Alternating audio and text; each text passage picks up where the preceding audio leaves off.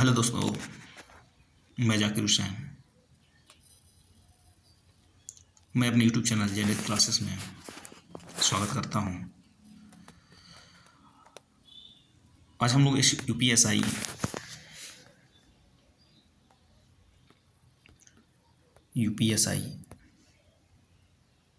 2026 के लिए previous year का क्वेश्चन आप देख सकते हैं। यहाँ पे एग्ज़ाम डेट है 12 नवंबर 2021 की बात। 12 नवंबर 2021 में हुआ है, तो उसका आज हम लोग क्या देखेंगे, जनरल हिंदी की बात करते हैं। चलिए देखते हैं क्वेश्चन क्या क्या दिया है। कह रहे कि देरीदा का जन्म कहाँ हुआ था। देरीदा क्वेश्चन दे रखा है, देरीदा का जन्म कहाँ हुआ था। अल्जीरिया, अमेरिका, फ्रांस या जर्मनी। तो जो राइट ऑप्शन है, देरीदा का जन्म जो हुआ था वह हुआ था अल्जीरिया में। राइट ऑप्शन क्या होगा, ए होगा। नेक्स्ट क्वेश्चन चलते हैं। नेक्स्ट क्वेश्चन है कि राम गया इस वाक्य में कौन सा काल है। अब बात कर ले यहाँ पे पास्ट टेंस की, तो पास्ट टेंस में दिया है यहाँ पे एक सामान्य भूतकाल, आसन्न भूतकाल, पूर्ण भूतकाल या अपूर्ण भूतकाल।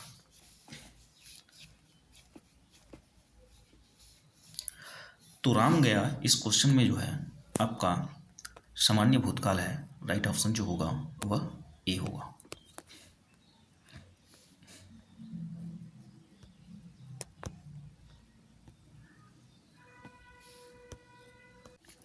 नेक्स्ट क्वेश्चन है कि राम बहुत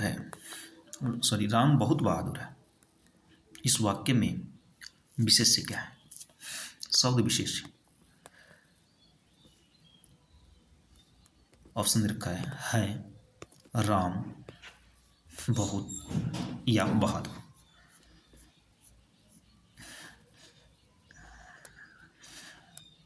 करेंगे राम बहुत विशेष। तो विशेष होता क्या है, विशेष होता क्या है। तो विशेष जिसको बोलते हैं जिसकी विशेषता बताई जाए, जिसकी विशेषता बताई जाए। किसकी विशेषता बताई जा रही है, राम की। तो राम क्या है इसमें, विशेष है। राइट ऑप्शन जो होगा बी होगा। नेक्स्ट क्वेश्चन की बात करने करेंगे अनुच्छेद पढ़ करके 4 से 6 के सही जवाब दीजिए। दिया है कि हमारे देश भारतवर्ष में शोषित वर्ग का संघर्ष आज भी जारी है। इन दोनों वर्गों के संघर्ष में भ्रष्टाचार का जन्म लेना स्वाभाविक है। देश का पूंजीवादी व्यवस्था में साधारण जनता बुरी तरह से पिसती जा रही है, जिसके विकास के समस्त साधन पूंजीपतियों के हाथों में कैद है। साधन विभिन्नता और आर्थिक संकट से मध्यम वर्ग एवं निम्न वर्ग को पराजित किया गया है। देश का कर्मठ, ईमानदार, बुद्धिजीवी और सर्वहारा वर्ग मेहनत की कमाई करके भी दो जन की रोटी जुटा सकने में असमर्थ है। देश का सारा संसार सरकारी तंत्र स्वार्थ लिप्सों के हाथों में फंस चुका है। नौकरशाही निरंकुश होकर भ्रष्टाचार में लिप्त हो गई है। शासन व्यवस्था से जुड़ा हर आदमी स्वार्थ केंद्रित हो गया है। हर आदमी अपनी कार्यसिद्धि के लिए उन कथित भ्रष्टाचारियों का साथ देने के लिए विवश है। ईमानदारी एवं नैतिकता के बलबूते कोई भी काम करवा पाना असंभव है। जो व्यक्ति जितना झूठ बोलकर जी हुजूरी करके अनैतिक कार्यों का इस्तेमाल कर अपना काम करवा सकने की समर्थ रखता है, वह आज के युग में उतना सफल व्यक्ति माना जाता है। रिश्वतखोरी की बढ़ती प्रवृत्ति के भ्रष्टाचार को और अधिक बढ़ावा दिया है। वस्तुतः अनैतिक और तौर तरीके से किया गया प्रत्येक कार्य भ्रष्टाचार कहलाएगा। अब क्वेश्चन करेंगे किस प्रवृत्ति, ठीक ना, किस प्रवृत्ति ने भ्रष्टाचार को और अधिक बढ़ावा दिया है। क्या हमारी सिस्टम ने, तकनीकी ने, रिश्वतखोरी या जी हुजूरी ने। तो देखिए रिश्वतखोरी एक ऐसी चीज़ है, देखिए यहाँ पे देखा है कि रिश्वतखोरी की बढ़ती प्रवृत्ति भ्रष्टाचार को और अधिक बढ़ावा दे दिया है। तो राइट ऑप्शन क्या होगा, बी होगा। नेक्स्ट क्वेश्चन नंबर 5 जो दिया है यहाँ पे आपका क्वेश्चन नंबर 5 में दिया है कि हमारे देश के किस वर्ग के लोग मेहनत की कमाई से जीविका चलाने में असमर्थ हैं? जब रिश्वतखोरी बढ़ जाती है तो चाहे आप किसी भी लेवल के इंसान हो, चाहे आप मिडिल फैमिली हो, लोअर हो या सर्वहारा वर्ग हो, हर प्रकार के लोगों को क्या होती है, भ्रष्टाचार का सामना करना पड़ता है। तो राइट ऑप्शन जो होगा क्या होगा आपका, उक्त सभी होगा। कि नौकरशाही, जो नौकरशाही लोग हैं, नौकरशाही निरंकुश होकर किस में लिप्त हो गई हैं? निरंकुश मतलब बिना अंकुश बिना किसी के बिना किसी के ऑर्डर का, बिना किसी के ऑर्डर का पालन करते हैं, ना किसी की बातों को मानते हैं, ना मतलब ना सरकार से डर है, ना प्रशासन से डर है, जो करना है खुद को करना है। तो क्या समाज सेवा करने लगते हैं निरंकुश होकर? क्या शासन प्रशासन में व्यवस्था करने लगते हैं? या सर्वथा लिप्सा में रहते हैं? या भ्रष्टाचार में? तो राइट ऑप्शन क्या होगा, भ्रष्टाचार, क्योंकि भ्रष्टाचार पे ही जो है हमारा लेख दिया हुआ था, तो भ्रष्टाचार ही होगा, राइट ऑप्शन सी होगा।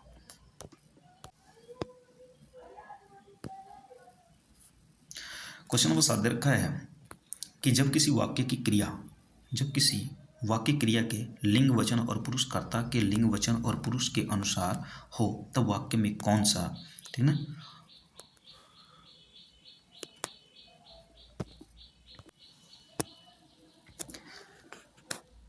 दिया है कि जब किसी वाक्य की क्रिया के लिंग वचन पुरुष कर्ता के लिंग वचन पुरुष के अनुसार जब वाक्य में कौन सा वाच्य होता है, मतलब जहाँ पे कर्ता की प्रधानता होती है, जहाँ पे सब्जेक्ट की प्रधानता होती है, वहाँ पे कृतवाच्य एक्टिव वॉइस, और जहाँ पे कर्म की प्रधानता होती है वहाँ पे कर्मवाच्य होता है। तो यहाँ पे देखिए, जब किसी वाक्य की क्रिया लिंग वचन और पुरुष कर्ता के लिंग वचन और पुरुष के अनुसार होता है, तो क्रिया लिंग वचन पुरुष कर्ता के लिंग के अनुसार होगा, तो वहाँ पे सदैव जो होता है कृतवाच्य होता है, एक्टिव वॉइस होती है, राइट ऑप्शन बी होगा।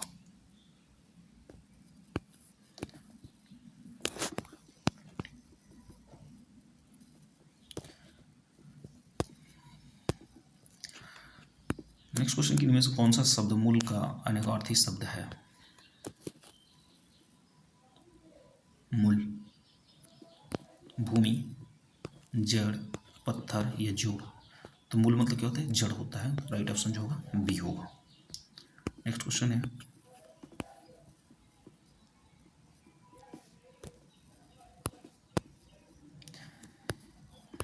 देखिए नेक्स्ट क्वेश्चन है 9 नंबर हमारा, इनमें से दिया है कि इनमें से शुद्ध शब्द कौन सा है? आशीर्वाद, यहाँ पे सब आशीर्वाद, आशीर्वाद, आशीर्वाद और आशीर्वाद, यह छोटी की मात्रा, यहाँ बड़ी की मात्रा, यहाँ पे सौ के ऊपर र दिया हुआ है। देखिए आशीर्वाद यदि हम लिखते हैं आशीर्वाद,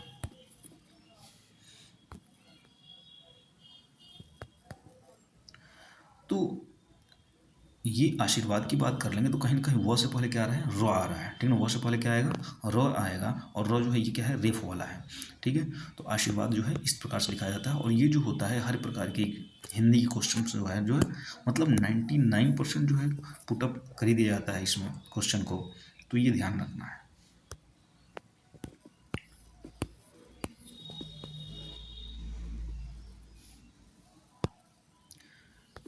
नेक्स्ट क्वेश्चन की, हिंदी साहित्य के इतिहास के काल में विभाजन का सबसे पहले प्रयास किसने किया था? हिंदी साहित्य जो हिंदी लिटरेचर है, जो हमारा HT है हिंदी लिटरेचर, सॉरी जो HL है हिंदी लिटरेचर जो है हमारा, उस हिंदी लिटरेचर का सबसे पहले काल का विभाजन किसने किया था? क्या रामचंद्र शुक्ल थे, ग्रियर्सन, मिश्र बंधु या गार्सद ताशी? तो गार्सद ऐसी जो है पुस्तक है, और रामचंद्र शुक्ल और ग्रियर्सन और मिश्र बंधु ये तो क्या है, कवि हैं, लेखक हैं ये लोग। तो बात कर लेंगे कि कह रहे कि काल विभाजन का सबसे पहले प्रयास किसने किया था, तो वो प्रयास करने वाले व्यक्ति जो थे डॉक्टर ग्रियर्सन थे, राइट ऑप्शन बी होगा।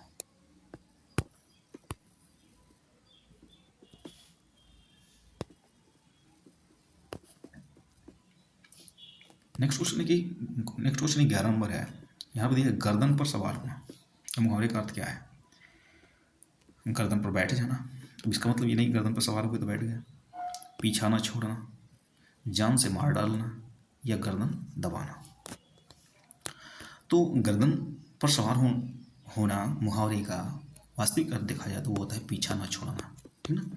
किसी के पीछे लग जाना, किसी काम के लिए कर एकदम मतलब तुल जाना, ठीक ना। हाथ धो के पीछे पड़ना जिसको कहते हैं, वही पीछे पड़ जाना।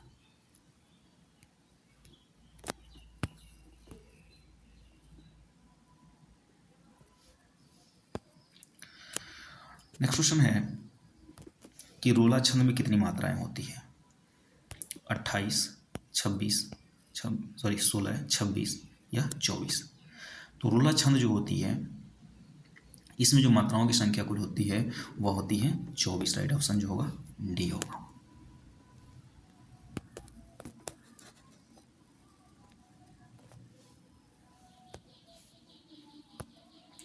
नेक्स्ट क्वेश्चन है कि इनमें पांडित्य में कौन सा प्रत्यय है? पांडित्य।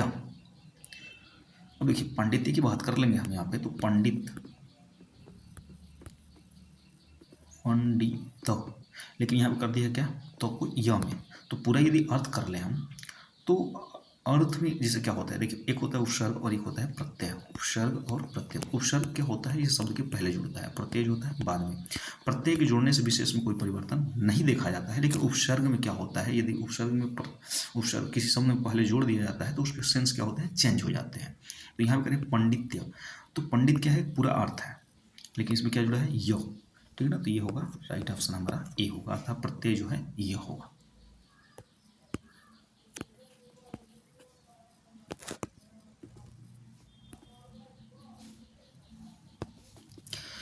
क्वेश्चन नंबर 15 है कि क्वेश्चन नंबर 14, विद्यापति द्वारा रचित कितने ग्रंथ अवहट्ट में है?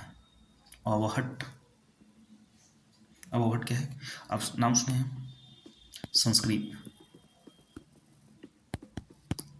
संस्कृत, पाली, ठीक ना, हिंदी, अवहट्ट, ये सब क्या है, भाषाओं का क्रम था। मतलब कैसे कैसे भाषाएं जो है चेंज होती गई, ठीक है। प्राकृत, पाली, ये सारी चीज़ें। तो कह रहे कि विद्यापति जो हैं वो अपने ग्रंथ लिखते हैं, तो वह ग्रंथ जो है अवहट्ट भाषा में कितने ग्रंथ को लिखे हैं? क्या वह 4 हैं, 2 हैं, 3 है, इनमें से कोई नहीं? तो राइट ऑप्शन जो है 2 होगा।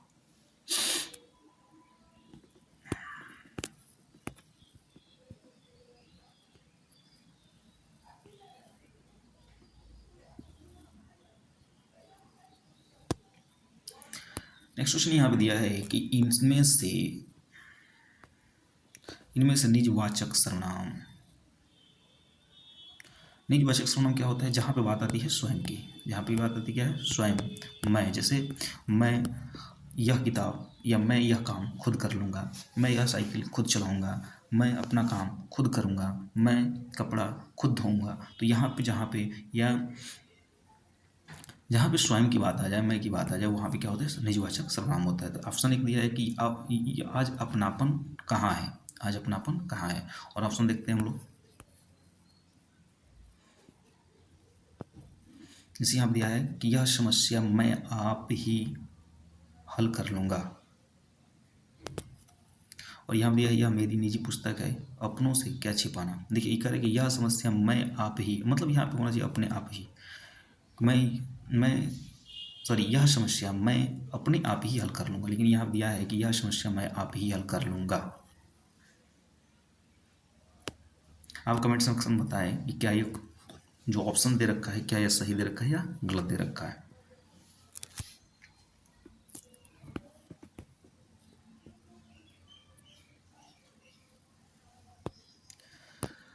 नेक्स्ट क्वेश्चन है कि उत्पत्ति के विचार से शब्दों के कितने भेद हैं? 2, 8, 4, 3। तो राइट ऑप्शन क्या होगा हमारा? 3। देखिए यहाँ पर जो करेक्ट आंसर दिया गया है वह क्या है?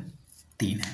हालांकि जो ऑप्शन चूज किया है वो क्या किया है? ए किया हुआ है, लेकिन शब्दों के कितने भेद होते हैं? 3 भेद होते हैं।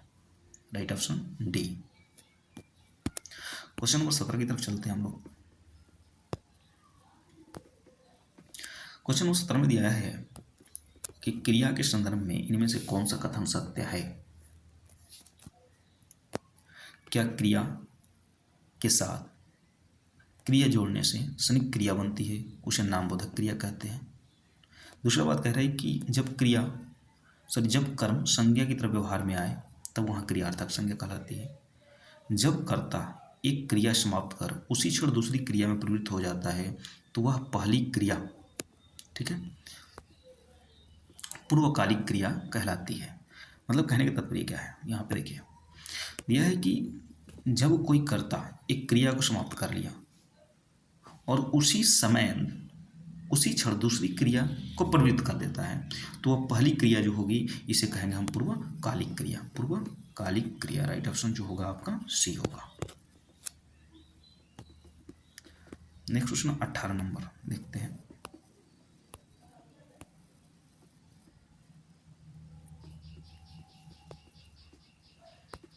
देखा है कि यहाँ पे एक पद दिया हुआ है, यह देख गगन मुझे लय है, यह देख पवन मुझ में लय है, मुझ में विलीन झंकार सकल है, मुझ में लय है संसार सकल है, अमृत फूलता है मुझ में, संसार झूलता है मुझ में। उपरोक्त पत्तियों में से कौन सा रस है? उपरोक्त पत्तियों में कौन सा रस है? अब चलिए यहाँ पे देखते हैं कौन सा रस है।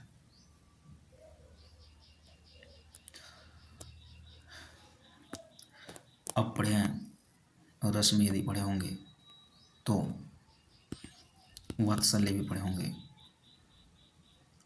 श्रृंगार पढ़े होंगे,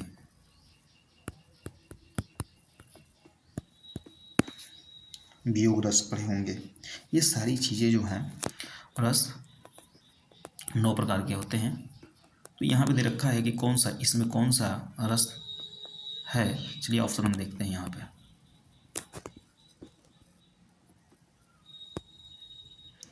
पहला देखा रौद्र रस, शांत रस, वीर रस। वीर रस का मतलब क्या होता है, किसी पंक्ति को पढ़ने के बाद आपके अंदर क्या होती है, इंटरनल एक प्रकार से जोश आ जाता है, मतलब किसी चीज़ को देख करके, ठीक ना,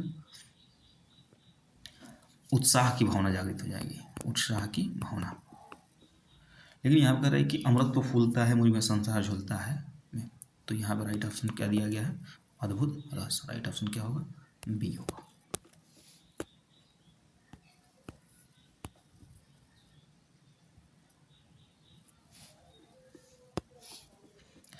क्वेश्चन नंबर 19 है कि इनमें से किस उपन्यास की पृष्ठभूमि में भारत विभाजन की त्रासदी है? किस उपन्यास, मतलब ये सब उपन्यास है और इस उपन्यास में पृष्ठभूमि में भारत के विभाजन की त्रासदी को बताया गया है। क्या राग दरबारी के, या क्रमभूमि, शेखर एक जीवनी, या झूठा सच? तो जो उपन्यास है, ये चारों उपन्यास दिया गया है, तो इसमें भारत के विभाजन की त्रासदी को भी बताया गया है। जिस उपन्यास में वो बताया गया है झूठा सच उपन्यास में। राइट ऑप्शन क्या होगा, डी होगा।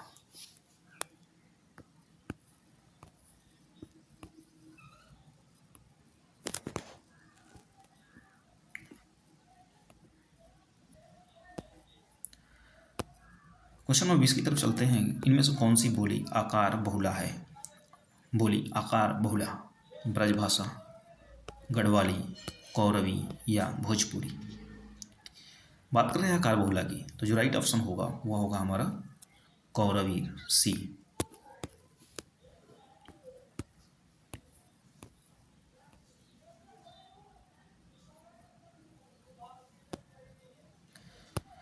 क्वेश्चन नंबर 21 दिया है कि इनमें से किस वाक्य में क्रियार्थक संज्ञा का प्रयोग है? क्रिया अर्थक।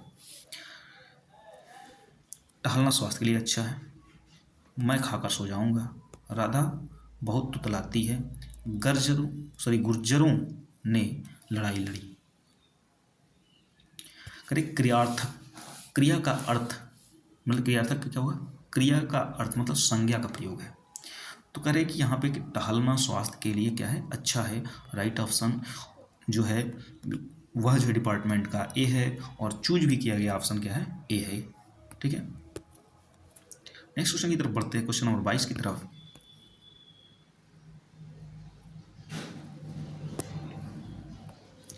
यह है कि उपमा अलंकार के सबसे अधिक प्रयोग के लिए कौन से कवि अधिक प्रसिद्ध है? मतलब कौन ऐसा कवि है, ये कौन ऐसे कवि हैं जो बार बार उपमा का उपयोग सबसे अधिक करते हैं? ठीक है, क्या माघ, कालिदास, वाल्मीकि या भास जी?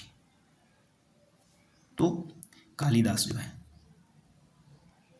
ठीक है, कौन है? कालिदास। राइट ऑप्शन जो होगा बी होगा। और ऑप्शन जो चूज, करेक्ट ऑप्शन जो है और चूज जो ऑप्शन किया गया है वह दोनों ही सेम है। क्वेश्चन नंबर 23 की तरफ चलते हैं। क्वेश्चन नंबर 23 में दिया हुआ है कि इनमें से कौन सा शब्द समास का विपरीतार्थक है? समास का विपरीत अर्थ वाला है। विच्छेद, संधि या विग्रह या व्यास? तो हालांकि समास विग्रह यहाँ पर दिया जाता है। समास विग्रह हम पढ़ते हैं तो क्या होता है? समास विग्रह दिया जाता है। और संधि मतलब क्या होता है? जोड़। विच्छेद मतलब क्या होता है? अलग। तो संधि का विच्छेद हो गया। और समास विग्रह एक ही होता है, तो यहाँ पे आए देखिए क्या होगा? व्यास होगा। राइट ऑप्शन क्या है? ए होगा। विभाग जो दिया है राइट ऑप्शन ए दिया है।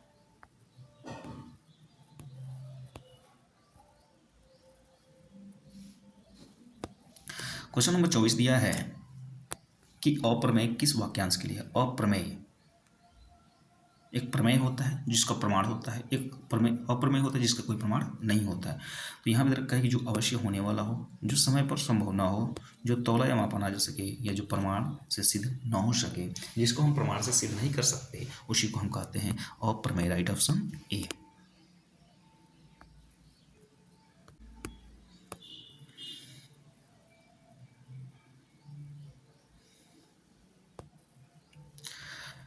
नेक्स्ट क्वेश्चन नंबर 25 दिया है कि अरे गुलाबो झाड़ ठीक से लगा।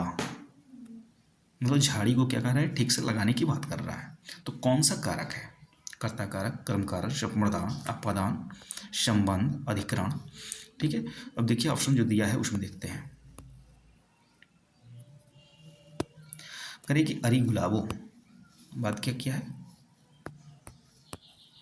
अरे गुलाबो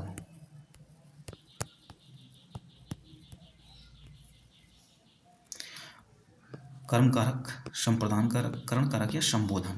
तो यहाँ पे एक देखिए सिंबल दिया था, यहाँ पे एक सिंबल दिया है इसे, तो वहाँ पे कौन सा कारक होगा? संबोधन होगा। राइट ऑप्शन डी होगा। नेक्स्ट क्वेश्चन नंबर 26 पे चलते हैं। क्वेश्चन नंबर 26 दिया है कि निम्नलिखित में से कौन सी बोलियां पश्चिमी हिंदी बोली है? पश्चिमी हिंदी बोली, कौरवी, कन्नौजी, ब्रजभाषा या सभी? देखिए पश्चिमी जो बोली है कौरवी, कन्नौजी, ब्रजभाषा, ये सारी बोलियां जो है कहाँ है? पश्चिमी है। ठीक है, तो राइट ऑप्शन क्या होगा? डी होगा।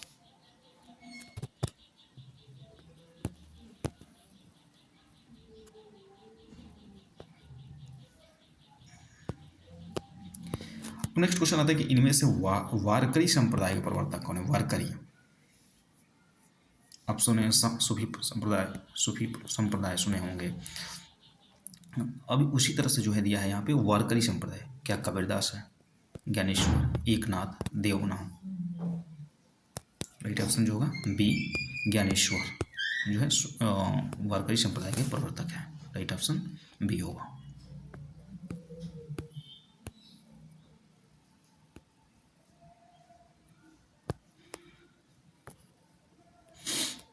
नेक्स्ट क्वेश्चन है 28 नंबर की, इनमें से कौन विस्मय आदि बोधक अवयव का उदाहरण है? विस्मय आदि बोधक, वहाँ, धन्य धन्य, यहाँ वहाँ या जहाँ जहाँ? विस्मय आदि बोधक अव्यय, तो विस्मय आदि बोधक अव्यय का जो उदाहरण है वो है धन्य धन्य। राइट ऑप्शन जो है बी।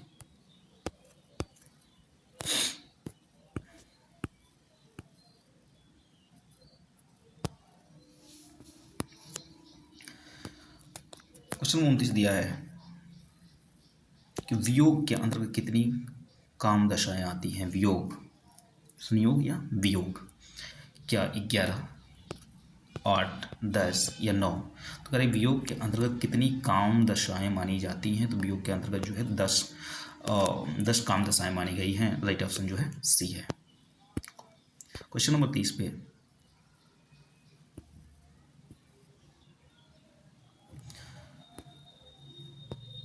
क्वेश्चन नंबर 30 जो दिया है वो दिया है प वर्ग का उच्चारण स्थल क्या है? जानते एक होता है कवर्ग, कवर्ग, चवर्ग, टवर्ग, तवर्ग और पवर्ग।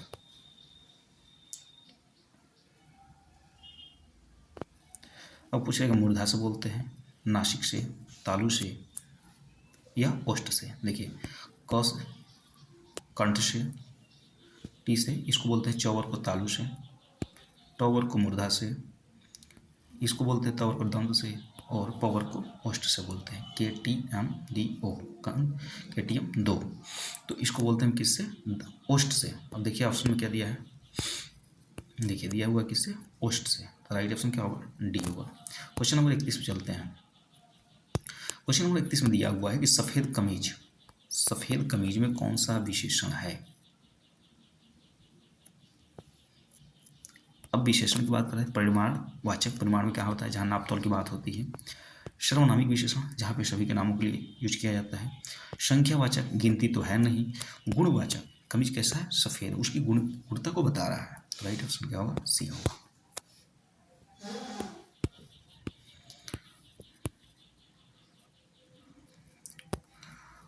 क्वेश्चन नंबर 32 है कि निम्नलिखित साहित्य अकादमी पुरस्कार इनमें से किस रचनाकार को मिला। 2010 में साहित्य अकादमी पुरस्कार किस रचनाकार को मिला था। मिश्र, गोविंद मिश्र को, कैलाश वाजपेयी, काशीनाथ सिंह या उदय प्रकाश को। तो सन 2010 में साहित्य अकादमी पुरस्कार का आयोजन किया गया और उस आयोजन में उदय प्रकाश सिंह को साहित्य अकादमी पुरस्कार से सम्मानित किया गया। राइट ऑप्शन डी होगा। क्वेश्चन नंबर 33 है कि मलबे का मालिक, टाइटल जो है मलबे का मालिक, कहानी का रचनाकार कौन है। तो यहाँ पे दिख रहा है, करेक्ट आंसर क्या है, मोहन राकेश। राइट ऑप्शन क्या होगा, ए होगा। क्वेश्चन नंबर 34 दिया है,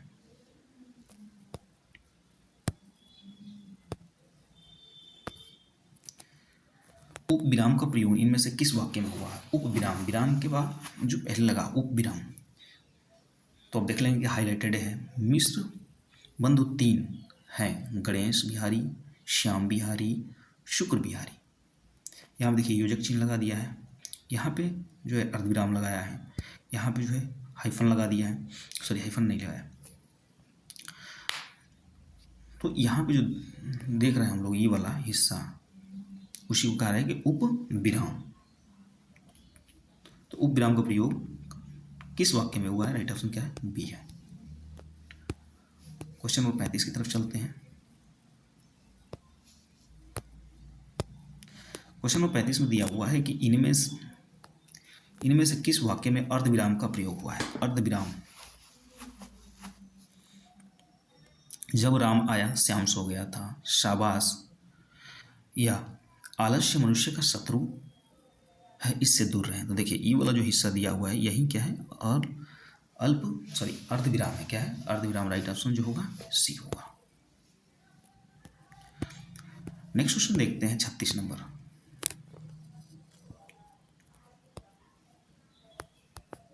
यह जो हम लोग प्रैक्टिस सेट देख रहे हैं, प्रैक्टिस सेट का मतलब क्या है कि ये क्वेश्चन जो कराया गया है ये पिछली बार प्रीवियस ईयर में आया हुआ क्वेश्चन है।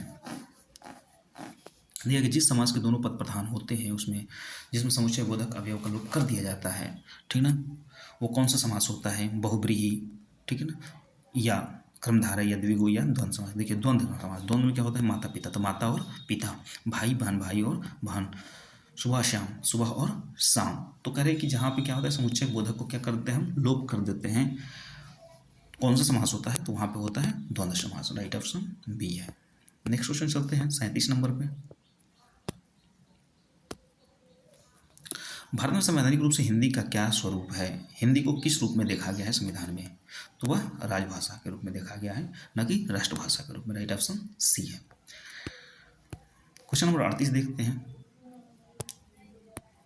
क्वेश्चन नंबर 38 दिया है, कौन सा शब्द इंद्राण, इंद्र का पर्यायवाची नहीं है। इंद्र का जीमूतवाहक, वासव, शक, शक्र या पुलोमजा। राइट ऑप्शन जो माना गया है डिपार्टमेंट का हुआ है पुलोमजा, पुलोमजा। राइट ऑप्शन क्या होगा, डी होगा। क्वेश्चन नंबर 39 पे चलते हैं। क्वेश्चन 39 का दिया हुआ है, कह रहे कि ऐसा फूल जो पूरा खिला ना हो उसको क्या कहते हैं? क्या अधखिला कहते हैं, कमल या पुष्प या मुकुल? तो जो पुष्प पूरा खिला नहीं होता है उसको हम कहते हैं मुकुल। राइट ऑप्शन क्या होगा? ए होगा। नेक्स्ट और लास्ट क्वेश्चन पे हम चलते हैं। क्वेश्चन नंबर 40 दिया है कि इसमें भारतेंदु युग के रचनाकार नहीं है। कौन नहीं है? क्या प्रताप नारायण मिश्र, मेघ सॉरी प्रेमघन या सितारे हिंद? तो इसमें जो इसको न शामिल किया गया है वह है रामचंद्र शुक्ल जी। ठीक है, तो ये हिंदी का 40 क्वेश्चन था और बहुत ही महत्वपूर्ण क्वेश्चन दिए गए थे इसमें, जो एग्ज़ाम का रियल क्वेश्चन पेपर था। ठीक है, तो ये आपके लिए बहुत ही लाभदायक होंगे, या आप इससे देख सकते हैं कि किस प्रकार से क्वेश्चन जो है पेपर में इनपुट किया गया है। ठीक है, धन्यवाद।